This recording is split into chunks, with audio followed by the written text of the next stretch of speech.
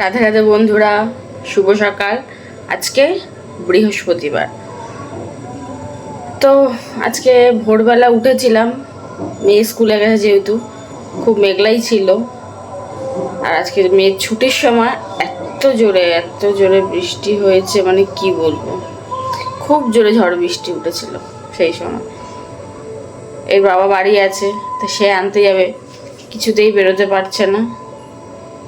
এদিকে ছুটির টাইমও হয়ে গেছে, ছুটি হয়ে গেছে, তারপর একটু কমলো বৃষ্টিটা, তারপরে বেরোলো। খুব জোরে বৃষ্টি হয়েছে, খুব হাওয়া দিচ্ছিল, শিলও পড়েছে, খুব ঝড় বৃষ্টি হচ্ছিল।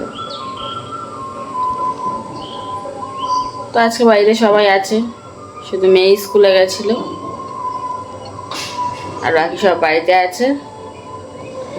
তো এখন আজকে একটু দেরি করে রান্না হবে। এই সবে রান্নাঘরে এলাম, স্নান করে কাজকর্ম সেরে রান্নাঘরে সবে এলাম। রান্নাঘরে কাজ করব, তো বাসে রান্না করব।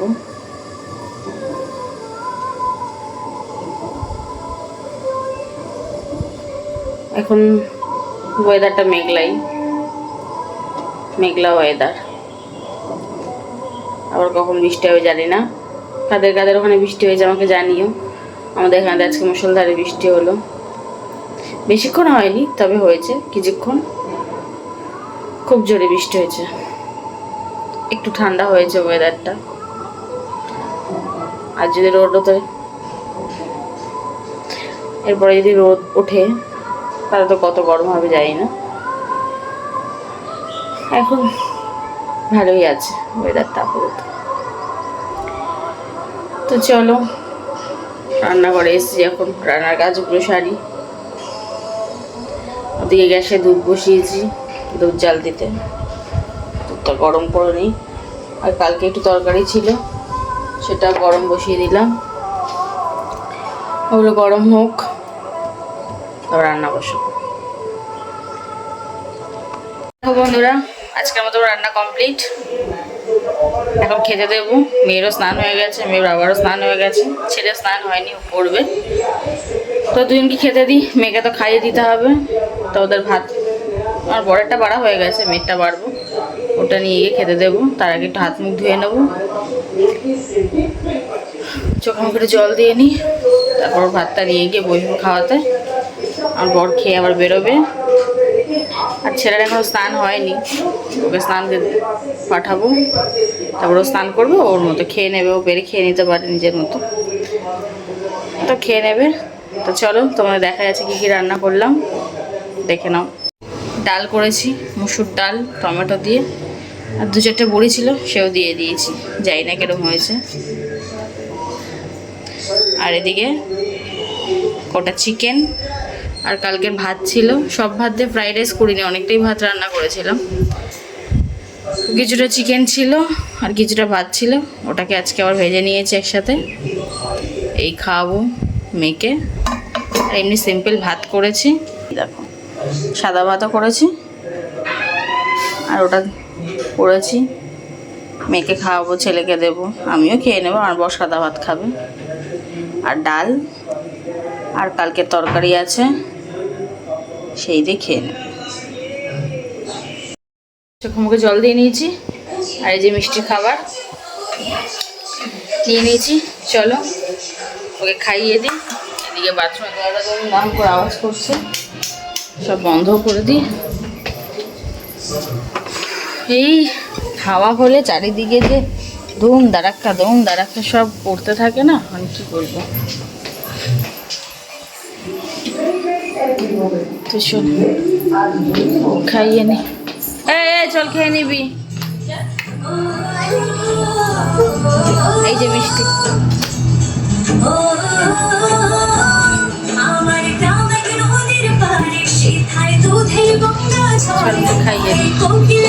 শুভ সন্ধ্যা বন্ধুরা। দুপুরবেলা শুয়েছিলাম, ঘুমিয়ে পড়েছি। মিষ্টিকে পড়াতে এসেছিল 4:30, ওকে ডেকে দিয়েছি। আমি উঠিনি, আমার শরীরটা ভালো লাগছে না বলে শুয়েছিলাম।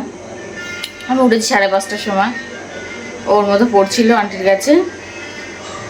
আমি উঠে হাত মুখ ধুয়ে একটু স্কিন কেয়ার করে এখন চলে এসেছি চা বসাতে। চা বসিয়ে দিয়েছি, হয়েও গেছে প্রায়। এবার চাটা ছেঁকে নেব। আজকে আমাদের এখানে বৃষ্টি হয়েছে, ঝড় বৃষ্টি সকালবেলা হয়েছে, তারপর আর কিছু হয়, তারপর রোদ উঠেছে। সকালে ঝড় বৃষ্টি হয়েছিল খুব জোরে। আমার চাটা হয়ে গেছে, ছেঁকে নিই। আমার ছেলে পড়তে গেছিলো, ও পড়েও চলে এসছে। আমরা চারজনেই চা খাবো আজকে। চারজনের জন্য চাটা ছেঁকে নিই, তারপর তোমাদের সাথে কথা বলছি। চলো, চা হয়ে গেছে, এই দেখো চা আমার হয়ে গেছে। দুধ চা, দুধ চা। চাটনিটা বই দেখি। 4টে কাপে চারজনের জন্য চাটা ছেঁকে নিই। বাবা গো, চলো।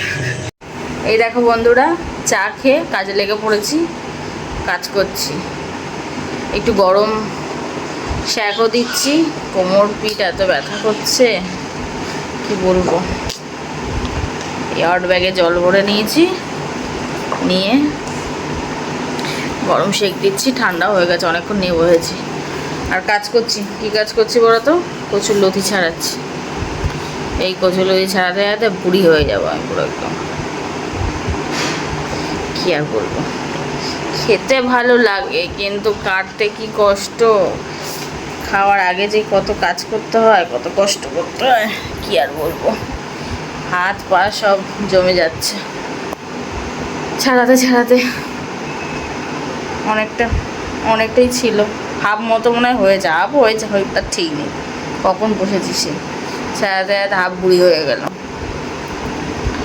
কচুর লতি ছাড়াচ্ছি আর বসে বসে একটা স্টোরি শুনছিলাম।